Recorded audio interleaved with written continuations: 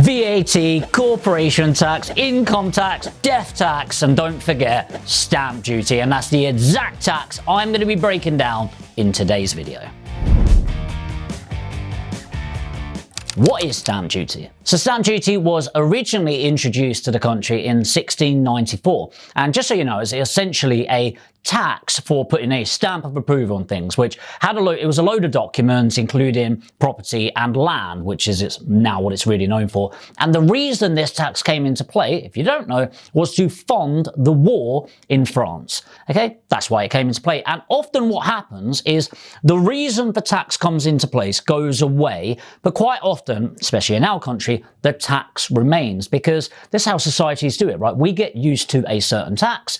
The reason why it's there in the first place goes away, but they're like, we're actually making a decent bit of money here, and we'll carry that on. Especially in the UK, where so much of our economy is based around property, and property is the main driver, or one of the main drivers to the UK economy. So that's how it came about. In 2003, it got updated to the stamp duty land tax. And essentially, every time we buy a property, we pay a tax to the system for the land that it's on, His Majesty, Revenue and Customs. Okay, so that's how it really works. So how much is it and what changes have come into play? The main two changes is for the threshold for when you start paying stamp duty. And by the way, just to clarify, this isn't for investment property or second property. And by the way, if you're buying a buy-to-let, they count as secondary property even though you're not living there.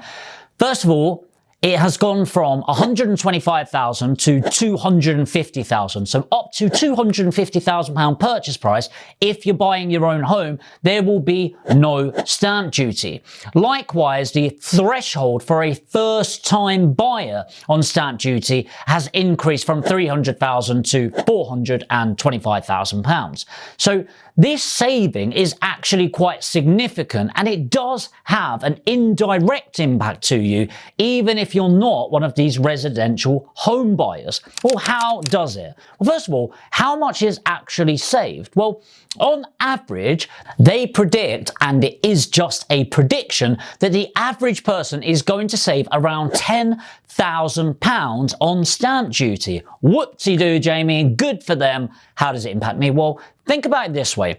Most of our mentality, we tend to spend to our means. So if you think about somebody that's earning, maybe you've been in a situation, maybe you remember when you were paid, nowadays probably 18,000. So if you're paid £18,000, you still manage to eat food.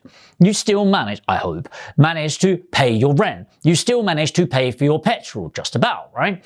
Now, you still live life.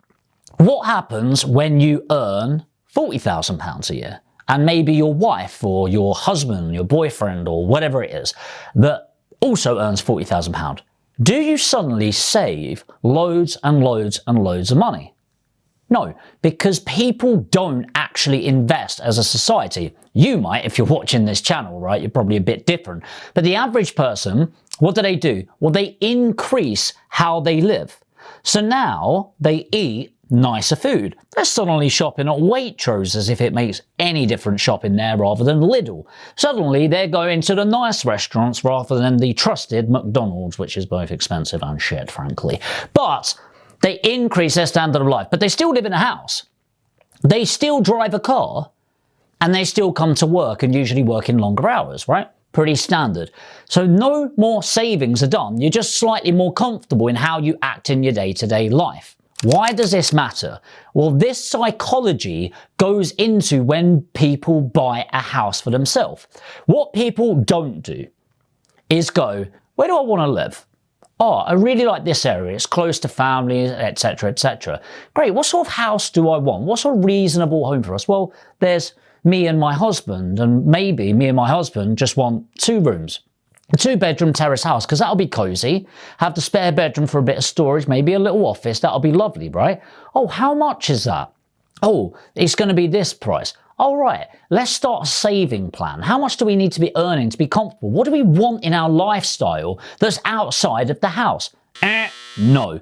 The number one expense ever to somebody in the UK is the property that they end up purchasing. The biggest purchase they will ever make. But here's how most people go. what is the absolute maximum I can afford? So the average person, the first thing when they start thinking about buying a property, apart from going on Rightmove and inexplicably going highest listed or highest price, right, which we all do, they go to a mortgage broker. What is the absolute max I can borrow?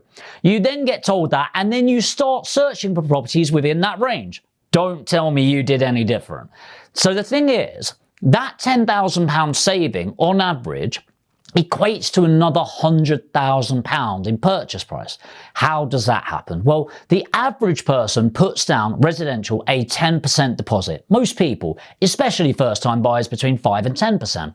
So they put down their 10% deposit, and the bank, and the government will support this, will give 90% towards that. And because the restrictions and availability of finances actually increased and got less restrictive for homeowners, that means they're willing to spend more. How does this impact you? Well, there's more demand around properties between that 125 and especially that 350,000 mark. So everybody that could afford to pay this can now pay this.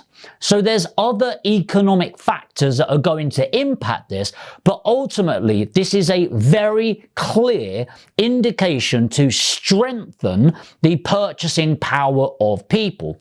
Now, because of all of the affordability, etc., that's going on right now and the increase in interest rates, it might wipe out some of the buyers. But when you think about the fundamentals of property, that there are 1 million people, too many right now, looking to buy a property than currently exists, i.e. we need another million properties to satisfy the demand. If those people that can still buy, their purchasing power has just increased by up to £100,000, can we see what that's going to do to capital values moving forward? If you didn't get the hint, property prices go up with that. Now, there is a tertiary benefit dependent on who you are, but as an investor, again, there are other economic environments, but I'm talking specifically about this. What happens when prices go up? Well, just because this segment of people can do that and it increases the prices, there's also a segment of people that can't afford to buy or were on the cusp of buying. But now, because of these increases, they are now priced out of the market.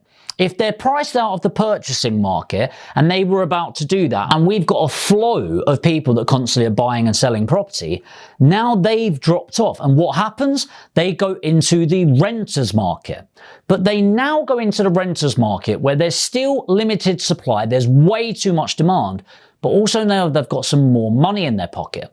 So what often follows these price increases is rents also increase. And I can tell you from personal experience, at the time of filming this, which I'll be honest is in October 2022, I have never ever had this much demand for our rental properties, and they are going way above what we thought we would get in the open market. So as an investor, this is a really positive indicator for those people that currently own their properties, indicating increases in the price of property through the sheer availability of finance and demand for the market. As I said, stamp duty doesn't directly impact us as investors, but if you are watching this, it's really going to help you buy your first house or a home that you're now going to make massive, massive savings on, which is really exciting. And as investors, naturally, it's going to increase the prices. Now, there are other factors going on, but